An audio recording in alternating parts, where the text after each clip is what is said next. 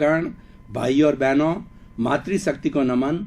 Channel 24+ news के खास विशेष चित्त समाधि देने वाला, मन को प्रसन्न करने वाला, मानसिक शांति देने वाला और लाइफ स्टाइल को सुव्यवस्थित करने वाला, हमारी दिनचर्या को अच्छा बनाने वाला, बच्चों को संस्कार देने वाला, युवाओं को, युवतियों को और सभी को अच्छे अच्छे टिप्स, अच्छे अच्छे संस्कार, व्यक्तित्व विकास का देने वाला पुनरुत्थान कार्यक्रम में आपका हार्दिक स्वागत है, अभिनंदन है, सत्कार है। पुनरुत्थान कार्यक्रम में हम प्रतिदिन नए नए विषयों के साथ प्रवेश होते हैं और हर विषय कुछ न कुछ जीवन निर्माण की शिक्षा देता है। तो आज हम एक बहुत ही कुशल जीवन, व्यक्तित्व विकास कैसे होना चाहिए, उसके विषय को लेकर के प्रस्तुत हो रहे हैं। आज का विषय है प्रशंसा नहीं, प्रस्तुति करो। भाई और बहनों, दर्शकगण, श्रोतागण, दो शब्द हमारे सामने आ रहे हैं, एक प्रशंसा और दूसरी प्रस्तुति। कई बार क्या होता है कि व्यक्ति जो है वह हर वक्त जो है अपनी प्रशंसा चाहता है और इगोस्टिक हो जाता है कि मैं जहाँ भी खड़ा रहूं, मैं जहाँ भी बैठूं, मैं जिस आयोजन में भी आऊं, मैं घर में रहूं, जिस प्लेटफॉर्म में रहूं, लोग मेरी प्रशंसा करें कि वह कितना अच्छा कार्य करने वाला है। वो प्रशंसा ही चाहता है और जब प्रशंसा नहीं होती है तो वो निराश हो जाता है। ऐसे लोग बहुत से होते हैं, केवल प्रशंसा चाहने वाले। और कई बार अगर उसकी प्रशंसा कोई करने वाला नहीं होता है तो वो मैनेज कर लेता है आयोजन के अंदर कुछ ऐसे पिट्टू लोगों को कि वो उसकी प्रशंसा करते हैं, तालियां बजाते हैं और उसके बारे के अंदर अच्छी बातें बताते हैं। अब देखिए, प्रशंसा और प्रस्तुति में कितना अंतर है। एक व्यक्ति अपने जीवन का ध्येय बनावे कि मुझे तो अच्छे अच्छे कार्य करके प्रस्तुति करते रहना है, परोपकार का कार्य समाज के सामने करते रहना। सुबह से शाम तक वो इसी में व्यस्त रहता है कि मेरी जो प्रस्तुति है, मेरी घर में और मेरे जो है जहाँ पे मेरा कर्म भूमि है, वहाँ पर सामाजिक कार्य के अंदर, राष्ट्रीय कार्यक्रम के अंदर मैं किस तरीके से अपनी प्रस्तुति दूं, किस तरीके से अच्छे विचारों को रखूं, जो भी मेरा विषय है उसी में व्यस्त रहता है और उसके लिए नए नए जो है वो फार्मूले बनाता है और अपडेट होता है। अपडेट होने के लिए जर्नल्स पढ़ता है, इंटरनेट को देखता है, बुक्स को कंसल्ट करता है और फिर उसी के अंदर व्यस्त रहता है कि मेरी प्रस्तुति अच्छी होनी चाहिए। घर में चाहे अपने बीवी के साथ में हो, बच्चों के साथ में हो और माता पिता के साथ में हो, हर जगह यही चाहता है। और उसकी सोच क्या होती है कि प्राप्त मन वचन का ऐसे जगत के किसी भी व्यक्ति को किंचित मात्र भी दुख ना हो। वो ये सोचता है कि मैं जो कार्य करूं किसी को हर्ट नहीं होना चाहिए और किसी को तकलीफ नहीं पहुंचना चाहिए, और ऐसा करता रहता है और हर आयोजन के अंदर जो है वह सफल होता है और लोग बाग उसकी खूब अच्छी जम करके प्रशंसा करते हैं। जैसे कि कोई गायक कलाकार होता है और ईश्वर ने, जैसे कि हमारी कोकिला सम्राट जो भारत रत्न जो है वो अपने लता मंगेशकर है, तो ऐसी जो महान विभूतियां हैं जिनको गॉड गिफ्ट मिलती है, जब ये गाने को बैठती है तो लोग जो है दांतों तले अंगुली दबाते हैं, आश्चर्य करते हैं और इनकी प्रस्तुति पर जो है इनको खूब प्रशंसा करते हैं, खूब धन्यवाद देते हैं, क्योंकि इनका जो कंठ इतना मधुर है कि सबको मोहित कर लेता है।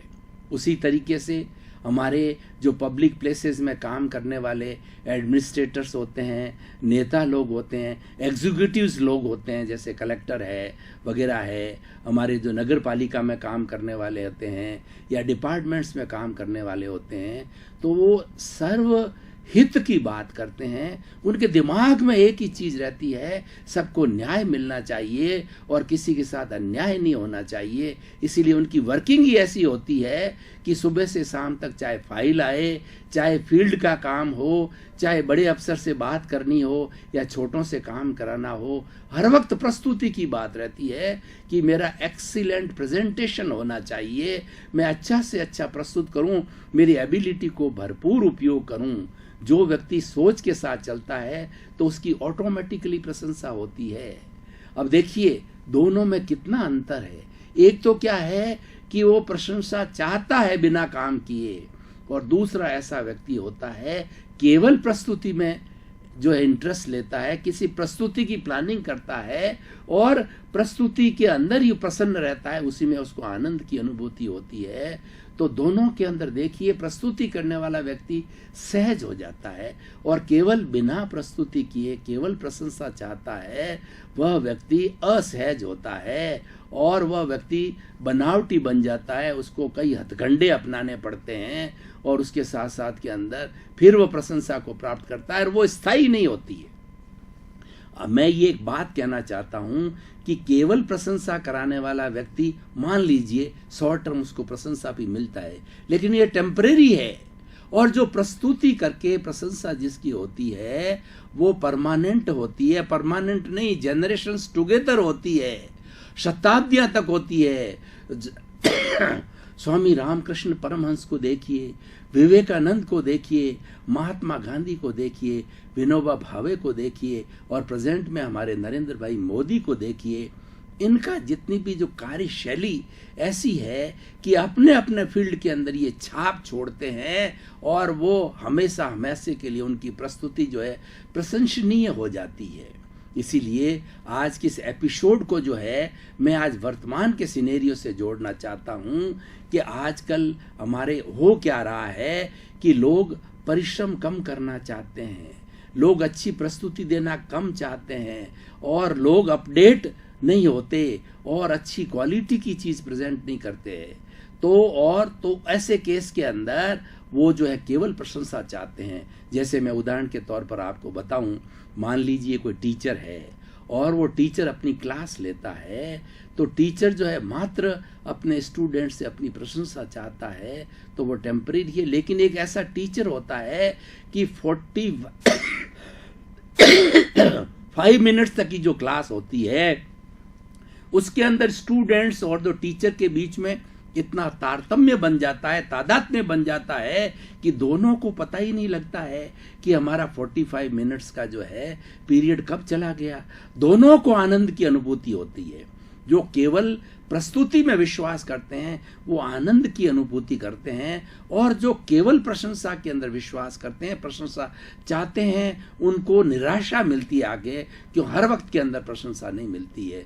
तो भाइयों और बहनों, आज खास तौर से हमारी युवा शक्ति है जो कि कम से कम भारत के अंदर 80 करोड़ युवा बताए जाते हैं, उनको ये खास लेसन सीखना चाहिए कि जिस जिस विषय के अंदर उन्होंने महारत हासिल की है, जो जो शिक्षा उन्होंने प्राप्त की है, चाहे कृषि की हो, चाहे जो शिक्षा की हो, चाहे चिकित्सा की हो, और चाहे योग की हो, चाहे दर्शन की हो, चाहे बिजनेस की हो, चाहे एडमिनिस्ट्रेशन की हो, और चाहे किसी भी तरह की शिक्षा उन्होंने प्राप्त की है, तो प्रारंभ से ही उन्हें अपना जो है कार्य करने की शैली, जब से उस कार्य के अंदर लगते हैं, जैसे मान लो IAS IPS रूप के अंदर या RAS के अंदर वो ड्यूटी ज्वाइन करता है, या एक युवा अपने जो है बिजनेस नया खोलता है और उसमें कार्य प्रारंभ करता है, या एक नेता चुनकर के अपना जो पार्षद है या कोई भी है, जैसे MLA है, MP है, जो ही प्रारंभ करता है, तो प्रारंभ से ही उसको अपनी एक वर्किंग स्टाइल बनानी चाहिए। वर्किंग स्टाइल क्या होनी चाहिए कि वह लोगों को तवज्जो देवे, लोगों के साथ घुल मिल जाए, तो चाहे कितना ही समय लगे उसकी चिंता करने की जरूरत नहीं है, तो उसकी प्रस्तुति ऑटोमेटिकली ठीक होगी। जैसे कि महात्मा गांधी ने कहा है कि customers are the most important persons for the banks और public places. They are not meant for the bank, but the bank is supposed to meant for him, because without the customer, how the bank will run? Similarly, without the customer, how a shop will run? Without the customer, how a hospital will run? Anything can't be run without the customers. So, main thing is the customers. तो व्यक्ति प्रस्तुति किस तरीके से देवे कि वो customers को अटेंड करेगा, जिसको ये विद्या आ गई, जिसको ये प्रयोग आ गया, जिसको ये कला आ गई, तो उसकी प्रस्तुति हमेशा सुंदर होगी और वो व्यक्ति नेचुरल होगा। कोई भी व्यक्ति फोन पे कोई बात पूछे तो उसकी बात का समाधान किया जाए। अगर खुद उसको हल नहीं कर सकता तो किस तरीके से हल हो सकती है, उसको सुझाव दिया जाए, तो सुझाव देने से वो व्यक्ति सेटिस्फाइड होता है। एक व्यक्ति किसी कार्य प्रणाली से सेटिस्फाइड होता है, वो 10 को जाकर के बोलता है कि फला अफसर, फला एमएलए, फला एमपी जो है बात को बड़ी तवज्जो से सुनते हैं और वो कोशिश करते हैं कि प्रॉब्लम को सॉल्व करने की किसी न किसी तरफ से, प्रॉब्लम को प्रॉब्लम बनाने के लिए नहीं है लेकिन प्रॉब्लम का सॉल्यूशन करने के लिए वो कार्य करते हैं। तो ऐसा व्यक्ति धीरे धीरे प्रशंसनीय हो जाता है और व्यक्ति जिस लाइफ स्टाइल में ढल जाता है, जिस वर्किंग में ढल जाता है, धीरे धीरे 2-5 साल तक वो काम करते करते उसकी वैसी वर्किंग हो जाती है। अब मैं इसके नेगेटिव पार्ट पे आता हूँ। जैसे कि प्रारंभ से ही देखिए, कोई भी युवा नौकरी लगा, बिजनेस किया या कोई भी कार्य किया प्रारंभ से ही, और उसने मन के अंदर जो है वो एक गलत बात बिठा दी कि I am to earn the money, I am to increase my bank balance, I am to have a some amenities for me. तो उसके लिए क्या करेगा, वो करप्शन करेगा। और ये बात निश्चित है कि व्यक्ति जैसा होता है उसको वैसी टीम मिल जाती है। ये हमारे राजस्थानी में एक कहावत है कि गोरिये के पास बैठते हैं तो गोरे जैसा हो जाता है, यानी अच्छे गुण लेता है, और कालिये के पास में बैठते हैं तो काले यानी वो अवगुण लेता है। तो व्यक्ति जिस लाइन में काम करना चाहता है उसको वैसा वातावरण मिल जाए। ऐसा कारण ये है कि हमारा जो कॉस्मॉस है ये हमें एनर्जी देता है। सारी एनर्जी कॉस्मॉस से आती है, पॉजिटिव भी कॉस्मॉस से आती है, नेगेटिव भी कॉस्मॉस से आती है। हम चिंतन क्या करते हैं उसके अनुसार जो है हमारी एनर्जी बैठती है। अगर मान लीजिए हमने सोचा कि हम सच्चे रहें, हम जो है अच्छा कार्य करें, चाहे थोड़ी तकलीफ आवे तो भी सहन करेंगे, मतलब truth is God, God is truth का सिद्धांत लेकर के चलता है उस व्यक्ति को कॉस्मॉस से पॉजिटिव एनर्जी हर वक्त मिलती रहेगी और एनी टाइम जो है वो उसको कोई न कोई सॉल्यूशन आता रहेगा। अगर कोई तकलीफ में वो फंस भी जाएगा, कुछ लोगों ने उसको अगर फंसा भी देंगे अपने स्वार्थ के वशीभूत, तो निकलने के रास्ते भी निकल जाएंगे, क्योंकि उसकी वृत्ति स्वार्थ की नहीं है, उसका जो है लालच नहीं है। वो तो लोग लालची हैं जो उसको फंसाने की कोशिश करते। वो तो ईमानदार व्यक्ति है। ईमानदार व्यक्ति कैसा होता है जो एक माला के अंदर चमकते हुए मणके की तरह होता है, वो मणका जो है अलग से ही चमकता है। तो भाई और बहनों, अब ये जो विषय जो आज का है बहुत गहन विषय है, और इस गहन विषय से हमें हर भारतीय व्यक्ति को या विश्व के किसी भी व्यक्ति को प्रेरणा लेनी चाहिए कि हमारा जो कार्य की पद्धति है, दोनों में से कौन सी सिस्टम को अडॉप्ट करनी है, और ये प्रारंभ से ही अडॉप्ट कर ली जाए। जब हम वर्किंग स्टार्ट करते हैं तब से ही, क्योंकि ऐसा है कि जब बीज एक बार बोया नहीं जाता है उसके पहले व्यक्ति स्वतंत्र होता है, लेकिन बीज बोने के बाद के अंदर व्यक्ति स्वतंत्र हो जाता है। फिर तो उसको जैसे जैसे संयोग मिलते हैं, पानी मिलती है, हवा मिलती है, मृदा मिलती है, जलवायु मिलता है, उसके अनुरूप वो बीज खड़ा होता है। जैसा हमने बीज डाला है वो वैसा ही होगा। इसलिए बीज अच्छी तरह से डालना चाहिए, हमारी सोच अच्छी होनी चाहिए। अगर हमारी सोच विधायक है और हम सामूहिक हित चिंतन की बात करते हैं, लोगों के भले की बात करते हैं और सर्वोदय के अंदर विश्वास करते हैं कि मेरा भी भला हो और सबका भला हो, काम करने वाले का तो भला होता ही है।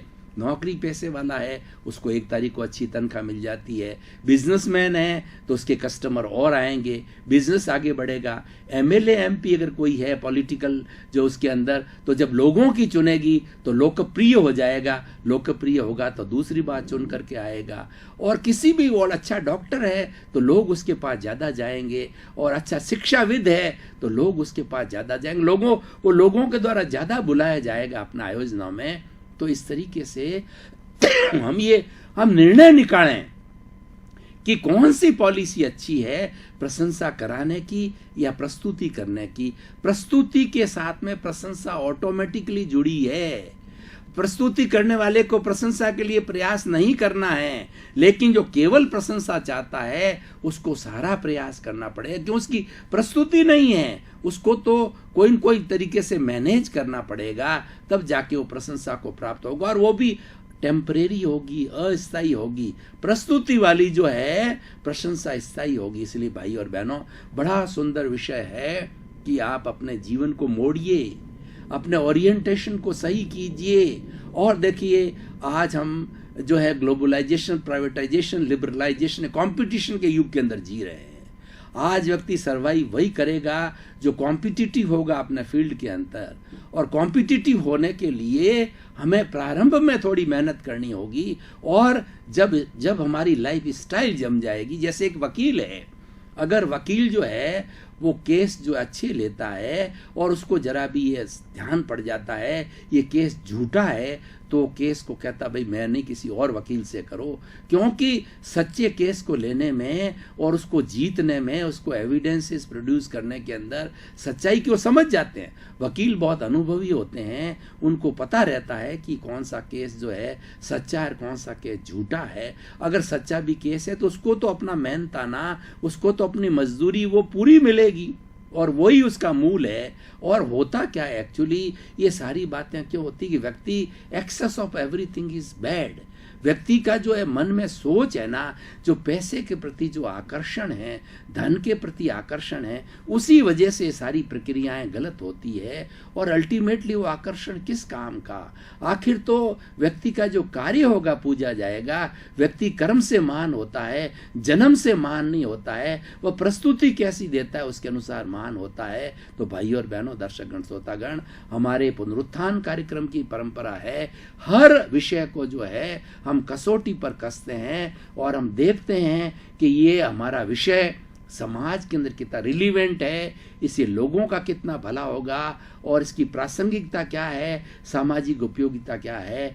तो मैं पूरी 7 अरब की जनसंख्या वर्ल्ड के साथ मैं ये कहना चाहूँगा कि आज का जो विषय है बहुत ही दम वाला विषय है, और आज के विषय के अंदर बहुत पोटेंशियलिटी है, और कुछ सीखने की गुंजाइश है, कुछ करने की गुंजाइश है। और बड़ा सुंदर स्लोगन है, प्रशंसा नहीं प्रस्तुति करो। हम प्रस्तुति को पकड़ें और प्रस्तुति के लिए हम समर्पित हो जावें, डेडिकेट हो जावें। जिस तरीके से भक्त भगवान को डेडिकेट हो जाता है, तो अगर वो भक्त पापी है तो भी भगवान उसकी रक्षा करते हैं और उसका मोक्ष करवाते हैं, क्योंकि वो सरेंडर हो गया भगवान को। तो उसी तरीके से हम प्रस्तुति देवी को सरेंडर हो जाते हैं, उसको नमन करते हैं और उसमें समाहित हो जाते हैं, 24 आवर्स प्रस्तुति में विश्वास करते हैं, तो निश्चित रूप से हमको कोई नुकसान नहीं है और हमको आनंद की अनुभूति होगी। अल्टीमेटली कोई भी व्यक्ति जो इस संसार में आता है और कार्य करता है, हर एक का ध्येय होता है मुझे मानसिक शांति मिलनी चाहिए, मुझे आनंद की अनुभूति होनी चाहिए। भाई और बहनों, दर्शकगण, श्रोतागण, मैं आपको बताना चाहता हूं कि आपके घर के अंदर करोड़ों रुपए जमा पड़े हैं और आपके तिजोरियां भरी पड़ी है, लेकिन आपकी संतान व्यसनी है, वो दारू पी करके आता है और घर में ऊधम करता है, और आपकी लड़की है कुव्यसनी है, वो इधर उधर कुछ कर रही है, तो आपका करोड़ों रुपया किस काम का? आप हर वक्त अशांत रहोगे, उसको समझाओगे, वो आपको समझेगा नहीं है, क्योंकि आपने उनको बिगाड़ दिया। आपके भीतर तिजोरियों के अंदर करोड़ों रुपए पड़े हैं, तो आपने उनको खुली छूट दे दी, गाड़ी दे दी, मोबाइल दे दिया, सब तरीके की सुविधाएं दे दी और कंट्रोल नहीं रखा। उस कारण से वो बच्चे, टीनेजर्स जो है, वो गलत लाइन के अंदर चले गए। तो आपके धन किस काम का? उसकी जगह आप बच्चे को जो एम्यूनिटी थोड़ी बहुत आवश्यक है वो देते, लेकिन उसके ऊपर चेक रखते कि बच्चा क्या पढ़ रहा है, क्या सीख रहा है, स्कूल में, कॉलेज में, जहाँ भी जाता है वहाँ के टीचर से उसकी ओपिनियन ली जानी चाहिए, उसका जो चार्ट आता है, फीडबैक आता है, उसको देखना चाहिए। उसके ऊपर वॉच रखने से, अगर हम बच्चे को 18-20 साल के बच्चे 20 साल के बच्चे पर वॉच रखते हैं, तो फिर क्या है, ऑटोमेटिकली उसमें समझ आ जाती है और वह स्वयं आगे बढ़ने लग जाता है। तो ये संस्कार सबसे बड़ा धन है। जो हम मेटेरियलिस्टिक धन कहते हैं वो धन नहीं है, वास्तव में सबसे बड़ी पूंजी होती है वो संस्कार होते हैं। इसीलिए हमारी भारतीय संस्कृति में कहा गया है पूत कपूत का धन संचय। अगर आपने अपनी संतान को करोड़ों रुपए दे दिए और वह अगर मान लो कपूत है तो वो सारे पैसे को उड़ा देगा, और सपूत है उसको थोड़ा सा धन दिया तो वह मेहनत करके प्रस्तुति करके उसको कई गुना बड़ा कर देगा। मैं एक उदाहरण के तौर पर बताना चाहता हूँ भाई और बहनों, एक जो सेठ जी थे उनके 3 बेटे थे, तो उन सेठ जी को जो बाहर गए थे उनकी परीक्षा करनी कि मेरे 3 बेटे किस तरीके हैं। तो सेठ जी ने परीक्षा करने के लिए उन बच्चों को जो है कुछ गेहूं के दाने जो है देकर के तीनों को बराबर दिए, और वह उसकी परीक्षा करने के लिए बाहर चला गया और वापस थोड़े समय के बाद में आया। तो पहले बच्चे को, बड़े वाले को पूछा कि भाई तुमने क्या किया, कि मैंने तो इसको पका करके खा गया। दूसरे को पूछा कि तूने क्या किया, तो उसने ये कहा कि मैंने तो जो है यूं कहीं सुरक्षित पड़े हैं आपके, ये देख लो चाहे सड़ गए हों पर वो सुरक्षित पड़े हैं। तीसरे को पूछा कि भाई तूने क्या किया, तो उसने कहा पिताजी मैंने जो आपने मुझे ये जो बीज दिए थे मैंने इसको जो है इस ग्राउंड के अंदर जो वपन कर दिया है, अब आप देखो कितनी क्षति लौला रही है। अब एक बीज से सैकड़ों करोड़ों बीज हो जाएंगे। तो उसने, सेठ ने परीक्षा की कि मेरा जो 3rd नंबर का लड़का है वह होशियार है और वो आगे जाकर के तरक्की करेगा। तो भाई और बहनों, दर्शकगण, श्रोतागण, ये सब क्यों होता है? हम प्रस्तुति में विश्वास करते हैं, प्रशंसा में विश्वास नहीं करते हैं। और देखिए कि अगर व्यक्ति प्रस्तुति के अंदर विश्वास करेगा तो निष्कर्ष की भाषा में करना बात चाहेंगे, किसी भी क्षेत्र का, किसी भी कार्य प्रणाली का व्यक्ति होगा या स्त्री होगा या पुरुष होगा, तो वह तो अपना काम किए जाएगा। उसके पास में फालतू के लिए कोई समय नहीं होगा। जब फालतू के लिए समय नहीं होता है तो हमारे पास में नकारात्मक भाव नहीं आते हैं। कहा जाता है कि empty mind is a house of devil. जो हमारा खाली जो दिमाग शैतान का घर होता है, हमें कभी भी खाली नहीं रहना चाहिए। और प्रस्तुति के जगत के अंदर जब उतर जाएंगे तो खाली रहने का प्रश्न नहीं रहेगा। हमारे पास 5-10% हमेशा ओवरलोडिंग रहेगी। हमें ये सोचना पड़ेगा कि आज कार्य 100% हाथ में लिया है, लेकिन 90% ही हो जाएगा, कल बाकी का बचाव करना। एवरी डे उसके पास में कार्य की लोडिंग हो जाएगी। कार्य इतना भी ओवरलोडेड नहीं होना चाहिए कि वो डबल जो हो जाए। 5-10% बात अलग है, दूसरे दिन किया जा सकता है, एडजस्ट किया जा सकता है। तो भाई और बहनों, दर्शकगण, श्रोतागण, मैं खास तौर से मेरी युवा पीढ़ी को, युवा बच्चों को और स्कूल में पढ़ने वाले सभी बच्चों को ये प्रेरणा देना चाहूँगा इस एपिसोड के माध्यम से कि आप लाइफ स्टाइल बनाइए। आप प्रारंभ से जो है हार्ड वर्क करना सीखिए। आप प्रस्तुति कीजिए। अपनी क्लास के अंदर आपको होमवर्क दिया जाता है तो होमवर्क सुंदर से करके लेके आइए कि टीचर आपको 10 में से 10 मार्क्स देंगे और आपको खड़ा करके कहे कि ये बच्चा क्लास में नंबर 1 है। उसी तरीके से आप बिजनेस करते हैं तो बिजनेस के अंदर आपका जो इतना टर्नओवर हो जावे, इतनी क्वालिटी हो जावे, इतने पसंद आवे कि आपको जो बिजनेस की संस्थाएं आपको अवार्डेड करे कि आपने अच्छा, जो प्रस्तुति अच्छी करता है उसको सम्मान मिलता है, प्रोत्साहन मिलता है। ये सबसे बड़ा फायदा है। और सबसे बड़ी बात होता है कि हमारे जीवन का जो मेन मकसद है वह पूरा होता है। जीवन के 2 मकसद होते हैं, एक तो व्यक्ति आया, खाया, पिया और समय के बाद के अंदर चला गया। एक व्यक्ति उसने इतना कार्य कर लिया सोसाइटी के लिए, जो है वो अपने संस्कार निर्माण के लिए, कि वो हमेशा हमेशा के लिए याद रखा जाता है, वह व्यक्ति अमर हो जाता है। और मुख्य बात भी यही है, परोपकार की बात होती है। हम सोसाइटी को क्या कंट्रीब्यूट करते हैं? हम अपने व्यक्तिगत के लिए या अपने परिवार के लिए तो बहुत करते हैं, लेकिन उसमें से कुछ समय निकाल करके, धन निकाल करके हम सोसाइटी के लिए करते हैं तो हमारा रियल कंट्रीब्यूशन कहलाता है और हम सोशल कहे जाते हैं। और ऐसा सोशल व्यक्ति जो है हमेशा पूजनीय होता है, आदरणीय होता है, वंदनीय होता है। इसलिए भाई और बहनों, दर्शकगण, श्रोतागण, आज का विषय इतना विशद है और इतना गहन है और इतना शिक्षाप्रद है कि इसके ऊपर हम घंटों घंटों पर तक चर्चा कर सकते हैं और की जा सकती है, क्योंकि हमारे जीवन से जुड़ा होता है। जो चीज़ हमारे से जीवन से जुड़ी होती है वो सबको अच्छी लगती है, तो आपको भी अच्छी लग रही होगी। तो हमेशा अपना जो है कार्य की पद्धति को समझें, और हर व्यक्ति अपने अपने जिस फील्ड के अंदर कार्य कर रहा है वह अगर सोचे तो एक्सीलेंट परफॉर्मेंस कर सकता है। एक गृहिणी है, भोजन बनाने वाली है, तो दोनों तरह से भोजन बनता है। उसके अंदर घर में सामग्री वही है, सारा मसाला वगैरह पड़ा है, उस मसाले का यूज करके एक गृहिणी जो है वो भोजन टेस्टदार नहीं बनाती है, और दूसरी उसकी परसेंटेज को मिला करके किसी चीज़ का कॉम्बिनेशन करके और भोजन टेस्टी बन जाता है, परिवार के सभी लोगों के लिए वो टेस्टी होता है। तो वो क्या होता है कि उसकी प्रस्तुति अच्छी है, उसकी परफॉर्मेंस अच्छी है। परफॉर्मेंस अच्छी करने के लिए हमें एक बार टैक्टिस सीख लेनी चाहिए। दर्शकगण, श्रोतागण, भाई और बहनों, आपका बहुत बहुत धन्यवाद। पुनरुत्थान कार्यक्रम आज तरक्की को प्राप्त हो रहा है, उसका मुख्य कारण यह है आप पुनरुत्थान कार्यक्रम की आत्मा हो, पुनरुत्थान कार्यक्रम रोज देखते हो और आप दूसरों को प्रोत्साहित करते हो, इसीलिए ये टॉक ऑफ द टाउन बनता जा रहा है। और पुनरुत्थान कार्यक्रम का हमारा उद्देश्य भी है सर्वे भवन्तु सुखिनः सर्वे भवन्तु निरामया। इसी क्रम में आपका जीवन आनंदमय, मंगलमय, सुखमय हो, आपके प्रति मंगल भाव।